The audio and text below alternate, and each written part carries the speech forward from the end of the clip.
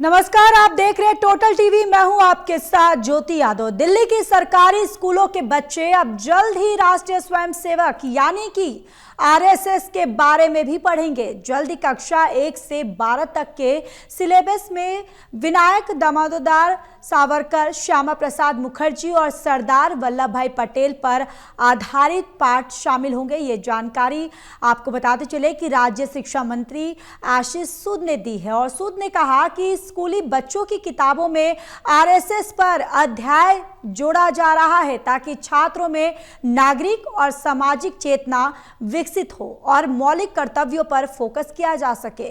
उन्होंने बताया कि राष्ट्र नीति नाम के नए शैक्षिक कार्यक्रम के अंतर्गत कक्षा 1 से 12 तक के छात्रों में नागरिक जागरूकता, नैतिक शासन और राष्ट्रीय गर्व को बढ़ावा देने के लिए एक चैप्टर्स जोड़े जा रहे हैं। राष्ट्र नीति कार्यक्रम दिल्ली की मुख्यमंत्री रेखा गुप्ता ने 18 सितंबर को भारत मंडपम में आयोजित नमो विद्या उत्सव के तहत शुरू किया था और इसके तहत बच्चों को आरएसएस की उत्पत्ति और इतिहास, इसकी विचारधारा और प्राकृतिक आपदाओं और स्वतंत्रता संग्राम के दौरान स्वयंसेवकों की भूमिका के बारे में पढ़ाया जाएगा। साथ ही संगठन से जुड़ी भ्रांतियों को दूर करने का भी प्रयास किया जाएगा।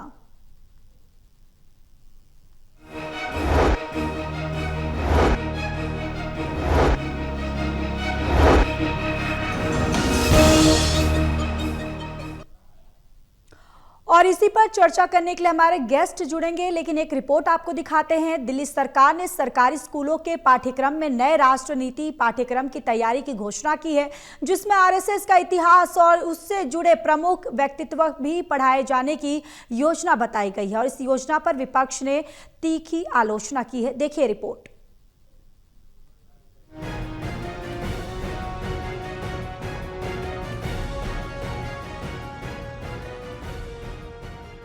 दिल्ली सरकार ने सरकारी स्कूलों के पाठ्यक्रम में नए राष्ट्र नीति पाठ्यक्रम की तैयारी की घोषणा की। दिल्ली सरकार में शिक्षा मंत्री आशीष सूद का कहना है कि नया राष्ट्र नीति पाठ्यक्रम तैयार हो रहा है, जिसमें नागरिकता, राष्ट्रीय गौरव, आजादी के सेनानी और आरएसएस का इतिहास और उसके जुड़े व्यक्ति शामिल किए जाने का प्रस्ताव है। और शिक्षा मंत्री आशीष सूद ने इससे जुड़ा मसौदा भी जल्द लागू करने की बात कही। देश में जितने भी युद्ध काल आए, देश में जितने भी आपदाएं आई, अग्रणी पंक्ति में सेवा के रूप में आरएसएस खड़ा रहा और मैं मानता हूं कि व्यक्ति निर्माण में, देश निर्माण में उनका अहम योगदान है और उनका जो कल्चरल उनकी एक्टिविटीज़ है और खासकर वनांचल में, आदिवासियों में, गरीबों में एकल विद्यालय चलाना, सेवा भारती के माध्यम से सेवा करना, गरीबों को चौपाल के माध्यम से ऋण देना, अनेक प्रकल्प एक गंगा की भांति विभिन्न धाराओं के साथ उन्होंने देश की सेवा की इस संगठन में और निर्विवाद संगठन रहा है हमेशा। मुझे लगता है कि ऐसा करके व्यक्ति और देश के निर्माण में शिक्षा के माध्यम से भी आने वाली पीढ़ी का लाभ होगा। इस योजना पर दिल्ली कांग्रेस के नेताओं ने कहा कि छात्रों को इतिहास सही तरीके से पढ़ाया जाना चाहिए और उन्होंने शिक्षा मंत्री पर सवाल उठाया कि आरएसएस ने शुरुआत से आज तक स्वतंत्रता संग्राम और देश की अखंडता के लिए क्या योगदान किया। उन्होंने इस कदम का कड़ा विरोध करने और सड़कों और सदन में विरोध करने की बात कही। देखिए, हम दिल्ली की जनता के साथ खड़े हैं। हमारा दिल्ली की जनता से दिल का नाता, कांग्रेस पार्टी दिल्ली की जनता के दिलों में है। हम विश्वास दिलाना चाहते हैं दिल्ली की जनता को, दिल्ली की जनता के साथ अगर दिल्ली की सरकार कोई भी अन्याय करेगी या कोई भी ऐसा काम करेगी जनहित में नहीं होगा, देश विरोधी होगा, उसका हम विरोध करेंगे। सदन में, सड़कों में, जहां हमसे विरोध हो सकेगा हम विरोध करेंगे। दिल्ली को बर्बाद नहीं होने देंगे। इसी स्वर में आपने भी आलोचना की। आप प्रवक्ता का कहना है कि सरकार ने एक फरमान जारी किया है और तंज कसते हुए प्रवक्ता ने कहा कि पाठ्यक्रम में आरएसएस संबंधी सामग्री में उन विवादों को भी पढ़ाया जाना चाहिए जैसे तिरंगे का अपमान, सांप्रदायिक ध्रुवीकरण और इतिहास में आरएसएस की भूमिका। आपने इसे सदन से लेकर सड़कों तक रोकने का आश्वासन दिया। कोई भी संस्था जो इतिहास का हिस्सा रही है उसको आप स्टूडेंट्स को पढ़ाएं। जैसे अकबर को पढ़ाया जाता है, सम्राट अशोक को पढ़ाया जाता है, नादिर शाह को पढ़ाया जाता है, हिटलर को पढ़ाया जाता है, महात्मा गांधी को पढ़ाया जाता है, सबको पढ़ाया जाता है। तो इनको भी पढ़ाया जाना चाहिए, मगर हमारी सिर्फ एक ही निवेदन है कि सच्चाई बताई जाए, झूठे ढोल ना बजाए जाए किसी के भी विषय में। दिल्ली में राष्ट्रनीति पाठ्यक्रम की घोषणा ने राजनीति गर्म कर दी है। सरकार ने कहा कि मसौदा जल्द लागू किया जाएगा, जबकि कांग्रेस और आप दोनों ने कड़ा विरोध जताया और भविष्य में सड़क स्तर और सदन में संघर्ष करने का इरादा दिखाया है। ये मामला आगे कैसे सुलझता है, ये तो फिलहाल आने वाला वक्त बताएगा। सहयोगी पवन शर्मा के साथ दिल्ली से विशाल सिंह।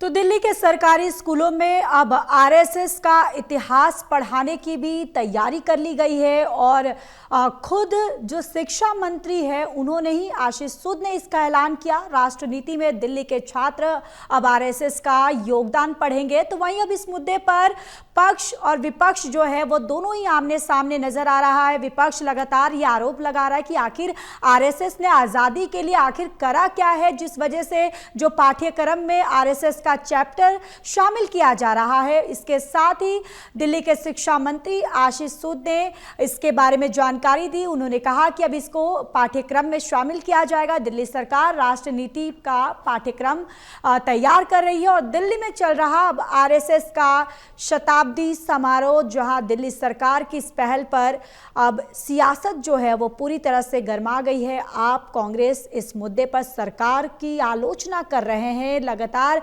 विपक्ष ये सवाल उठाया जा रहा है कि अगर पढ़ाया जाए तो जो तथ्य हैं वही पढ़ाया जाए, और इसके साथ ही आरोप ये भी लगाया जा रहा है विपक्ष की तरफ से कि आखिर आज़ादी के लिए आरएसएस का योगदान क्या रहा है, जो पाठ्यक्रम में आरएसएस का चैप्टर शामिल किया जा रहा है।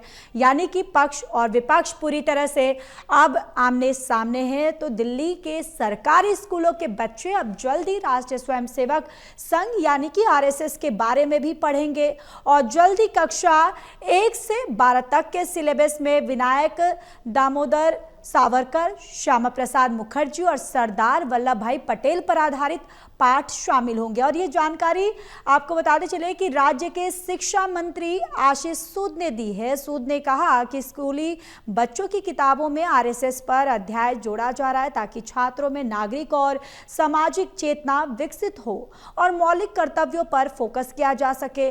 उन्होंने बताया कि राष्ट्रनीति नाम के नए शैक्षिक कार्यक्रम के अंतर्गत कक्षा 1 से 12 तक के छात्रों में नागरिक जागरूकता और नैतिक शासन और राष्ट्रीय गर्व को बढ़ावा देने के लिए एक चैप्टर्स जोड़े जा रहे हैं।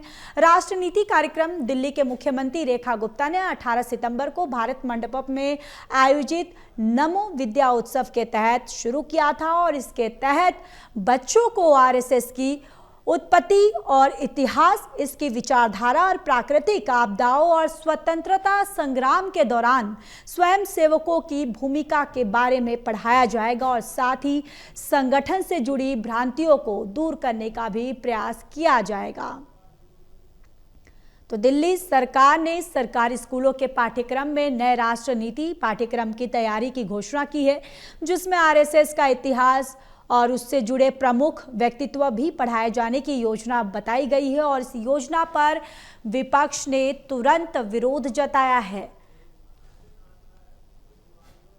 और देखिए, दिल्ली के शिक्षा मंत्री आशीष सूद ने इसके बारे में जानकारी दी। उन्होंने कहा कि राष्ट्रनीति का पाठ्यक्रम सरकार तैयार कर रही है और दिल्ली में चल रहा आरएसएस का शताब्दी समारोह, जहां दिल्ली सरकार की इस पहल पर सियासत अब पूरी तरह से गर्मा गई है।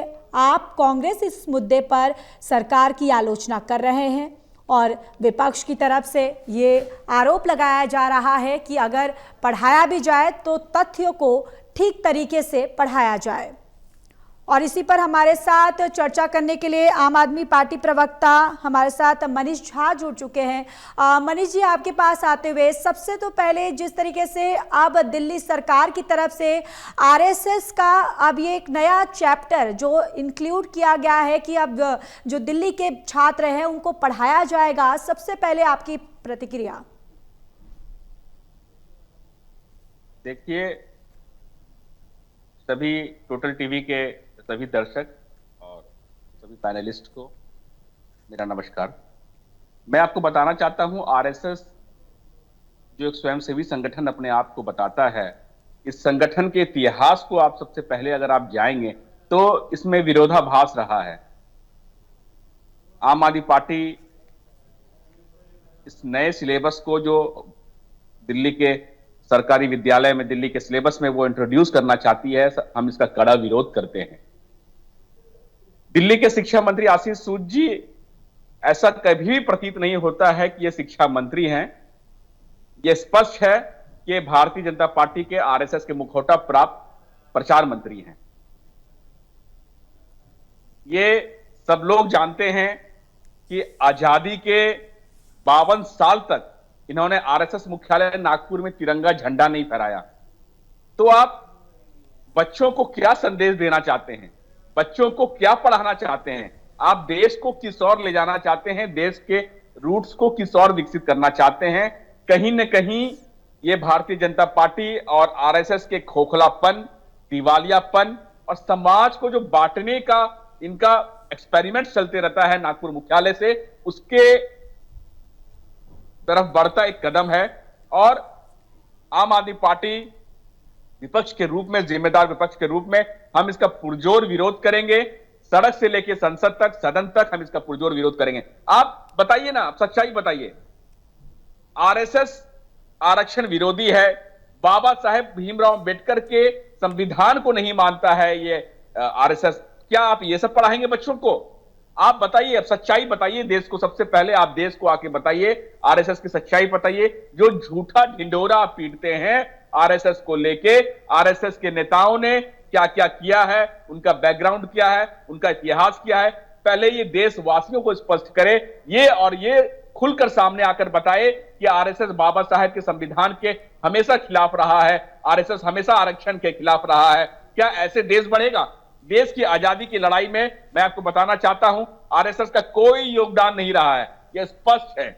लेकिन आरएसएस ने स्वतंत्रता सेनानियों की, अंग्रेजों जो आरएसएस के ये बताते हैं कि इनके जो स्वतंत्रता सेनानी हैं, इन्होंने अंग्रेजों के साथ मुखबरी की है। भारतीय वैसे स्वतंत्रता सेनानी जिन्होंने अपना शहादत दिया देश के लिए, देश की आजादी के लिए कुर्बानी दी, जिनका नाम आज भी स्वतंत्रता सेनानियों के गोल्डन लेटर्स में लिखा हुआ है, वैसे लोगों के लिए इन्होंने मुखबरी की।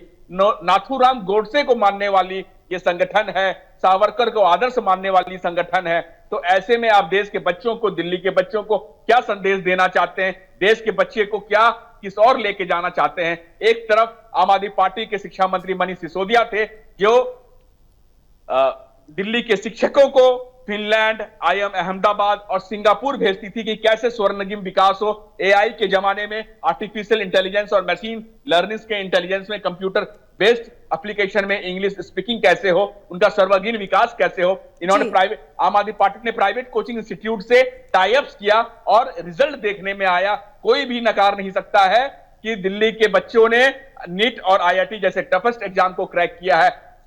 लोग प्राइवेट स्कूल से अपने बच्चों को नाम कटाकर सरकारी स्कूल में दाखिला दिलाना शुरू कर दिए थे। हमें बेहद खुशी होती अगर दिल्ली के शिक्षा मंत्री का यह बयान होता कि हम दिल्ली के शिक्षा के बढ़ते रूप में हम दिल्ली के बच्चों को हम बाहर ट्रेनिंग के लिए भेजेंगे, उनको स्टूडेंट एक्सचेंज प्रोग्राम में भेजेंगे, तो हमें बेहद खुशी होती और हम इसका स्वागत करते। लेकिन इसके विपरीत वो देश संवेदन जी जी, हमारे साथ बीजेपी प्रवक्ता यासिर जी भी जुड़ चुके हैं। जवाब ले लेती हूँ। यासिर जी, सबसे पहले तो बहुत बहुत स्वागत है टोटल टीवी पर।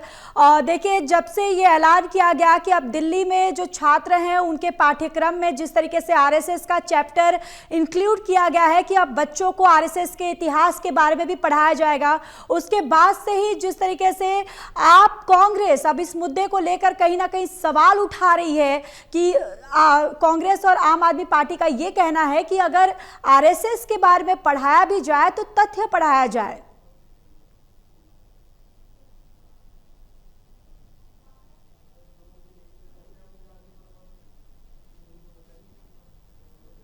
जी यासिर जी, मेरी आवाज आ रही है आप तक?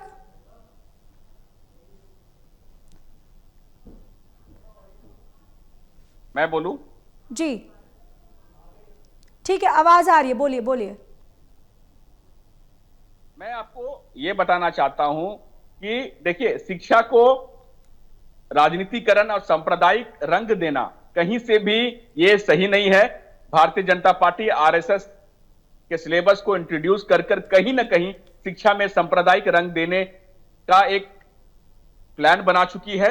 और ये बच्चों को आइडियोलॉजिकल विकास जो होगा, उनका जो साइंटिफिक विकास है, उनका जो कल की जरूरत है, आने वाले समय की जरूरत है, हम बच्चे को किस प्रकार आर्टिफिशियल इंटेलिजेंस और मशीन लर्निंग और एडवांस स्किल के रूप में हम ट्रेन करें, उनको नकारते हुए, ऐसे सिलेबस को इंट्रोड्यूस ना करते हुए ये आरएसएस जैसे मनगढ़ंत जो आइडियोलॉजिकल सिलेबस है ये थोपने का कोशिश कर रहे हैं दिल्ली के सरकारी बच्चों पे। और दिल्ली की जो बुनियादी शिक्षा इंफ्रास्ट्रक्चर है उसको ये ध्वस्त करना चाहते हैं। इन्होंने कभी भी ये नहीं देखा कि दिल्ली के सरकारी स्कूलों में कितने शिक्षकों की कमी है, कैसे शिक्षकों को ट्रेंड किया जाए। आम आदमी पार्टी के समय में जब मनीष सिसोदिया जी शिक्षा मंत्री हुआ करते थे, स्टूडेंट एक्सचेंज प्रोग्राम के माध्यम से ये स्टूडेंट्स को बाहर भेजा करते थे, दूसरे देशों में भेजा करते थे। दिल्ली के स्टाफ, पहली बार आपने बहुत सुना होगा कि देश के मंत्री और शिक्षा मंत्री और विदेश मंत्री विदेश यात्रा पर रहते हैं, लेकिन पहली बार ऐसा हुआ कि दिल्ली के शिक्षा मंत्री ने दिल्ली के सरकारी विद्यालय के शिक्षकों को सिंगापुर भेजा, IIM अहमदाबाद भेजा, इवन फिनलैंड भेजा, ताकि वहां के फिनलैंड का जो सर्वश्रेष्ठ, पूरी दुनिया में सर्वश्रेष्ठ शिक्षा का जो माध्यम है, पूरी चर्चित है, वो विषय वो वहां से समझ के अपने स्कूलों में दिल्ली के सिलेबस में इंट्रोड्यूस किया जाए। और इसका हमें देखने को मिला दिन ब दिन दिल्ली के सरकारी विद्यालय में जो दिल्ली के बच्चों का जो रिजल्ट रहा वो इंप्रूव किया। आपने देखा किस तरह से दिल्ली के सरकारी स्कूल के बच्चे नीट और IIT जैसे कॉम्पिटिटिव एग्जाम्स को कम्पीट करना शुरू कर दिए। लेकिन ये जब ये सत्ता पे आते हैं, ये गद्दी संभालते हैं, ये इसके विपरीत ये अपनी सांप्रदायिक विचारधारा को ये दिल्ली के बच्चों के आइडियोलॉजिकल सोच पे थोपना चाहते हैं। और ये हम ऐसा कतई नहीं होने देंगे, क्योंकि ये आने वाले समय के जो बच्चे हैं, जो हमारे रूट्स हैं, जो हमारा कल का भविष्य है, उनके भविष्य के साथ खिलवाड़ है। हम लोग उसका पुरजोर विरोध करते हैं। ठीक है मनीष जी, मैं आती हूँ। याशिर जी, देखिए, सवाल वही है कि जब से ये ऐलान किया, जिस तरीके से आम आदमी पार्टी कांग्रेस की तरफ से ये सवाल उठाया जा रहा है कि आरएसएस ने आखिर आजादी के लिए क्या कुछ किया है कि जो आरएसएस के बारे में छात्रों को पढ़ाया जाए। यासिर जी, शायद आपने म्यूट किया है।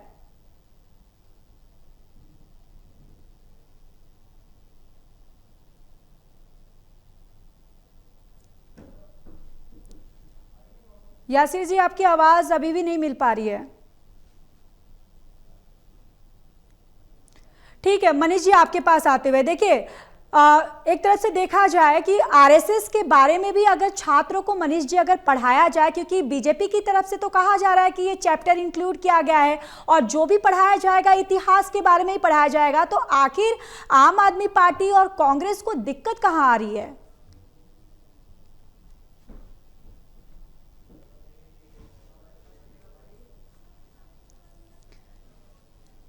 को पढ़ते आए हैं, नादिर शाह को पढ़ते आए हैं, औरंगजेब को पढ़ते आए हैं, और सबके बारे में जो सच्चाई हम लोग पढ़ते आए हैं, इल्तुतमिश के बारे में पढ़ते आए हैं, फिरोज शाह के बारे में पढ़ते आए हैं, महात्मा गांधी के पढ़ते आए हैं। जो सच्चाई हमने बचपन से पढ़ा है, NCERT बुक्स में पढ़ा है, जो हमारे रगों में है, जो हमारे ध्यान में है, वो आज अगर ये इंट्रोड्यूस करना चाहते हैं तो देश को शिक्षा बताए, देश को सच्चाई बताए कि आरएसएस की मुख्य विचारधारा क्या है और आरएसएस का योगदान क्या है। इसको लिपापोती ना हो इस पे, और जो भी हो, क्योंकि आप देश के बच्चों के सामने कम से कम उनको राजनीति का वस्तु ना बनाएं, उनको अपना आइडियोलॉजिकल, कोई भी राजनीतिक आइडियोलॉजिकल वो फील्ड्स में सही है, वो चुनावी मैदान में सही है, लेकिन देश के बच्चों पे राजनीतिक आइडियोलॉजिकल अपना आइडियोलॉजिकल थोपना ये बहुत बड़ा पाप है, और हम आने वाले भविष्य के साथ खिलवाड़ कर रहे हैं। आप क्या बताएंगे देश को? आप ये बताइए ना। आप अगर आपने पूछा सिलेबस में क्यों, कोई दिक्कत नहीं, हमें कोई दिक्कत नहीं, चलो, लेकिन आप ये क्या आप बताएंगे कि आरएसएस वो संगठन है जो 52 साल बिल्कुल, ठीक है। चलिए, हमारे साथ कांग्रेस अपने प्रवक्ता मोहम्मद आसिफ भी हमारे साथ जुड़ चुके हैं। टोटल टीवी पर बहुत बहुत स्वागत है मोहम्मद जी। और सबसे पहले सवाल यही कि आखिर जिस तरीके से अब दिल्ली सरकार की तरफ से ये ऐलान किया गया है कि आरएसएस के बारे में, उसके इतिहास के बारे में भी अब छात्रों को पढ़ाया जाएगा, कांग्रेस की प्रतिक्रिया, कांग्रेस आखिर अब इसको किस तरीके से देख रही है?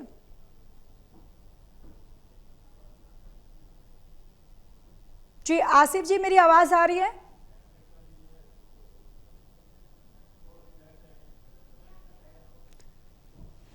ठीक है जी, मनीष जी बोलिए, बोलिए मनीष जी।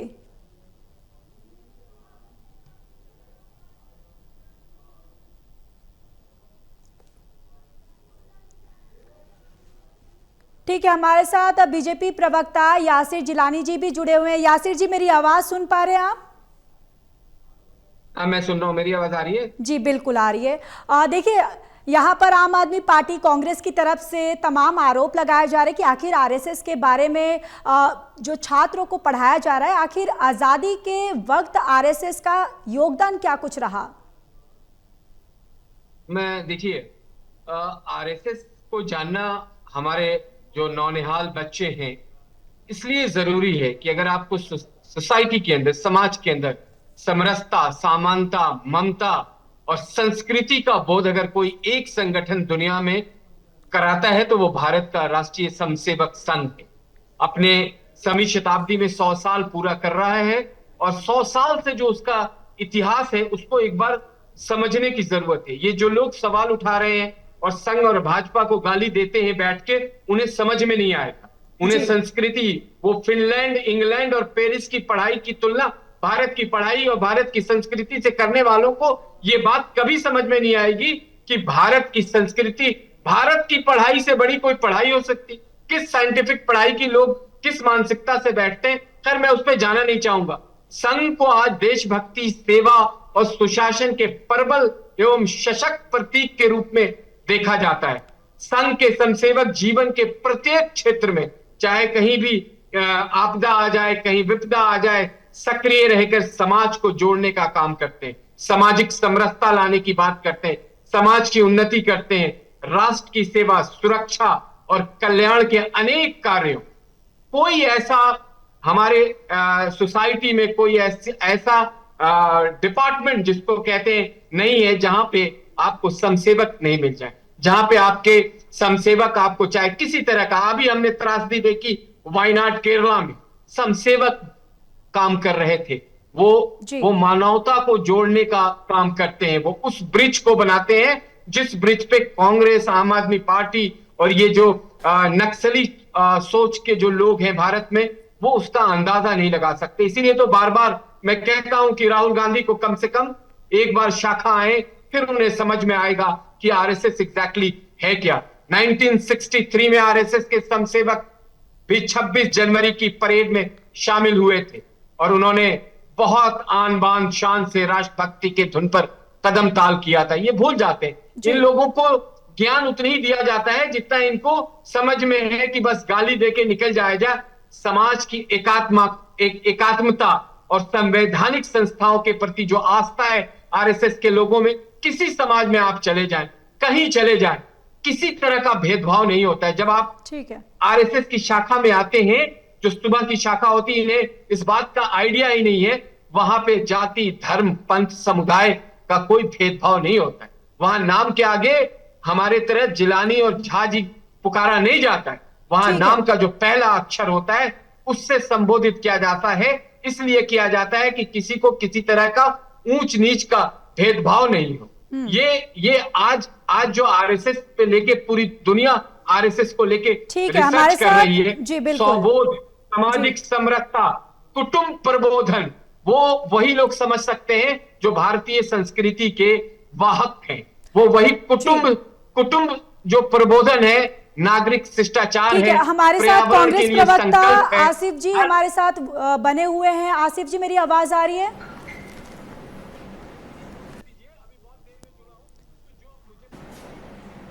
हेलो जी आसिफ जी, मेरी आवाज सुन पा रहे हैं आप?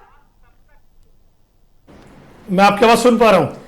जी बिल्कुल। देखिए आसिफ जी, जिस तरीके से दिल्ली के सरकारी अब स्कूलों में आरएसएस का इतिहास पढ़ाने की तैयारी चल रही है, अब इस पर कांग्रेस पार्टी का क्या कुछ स्टैंड है?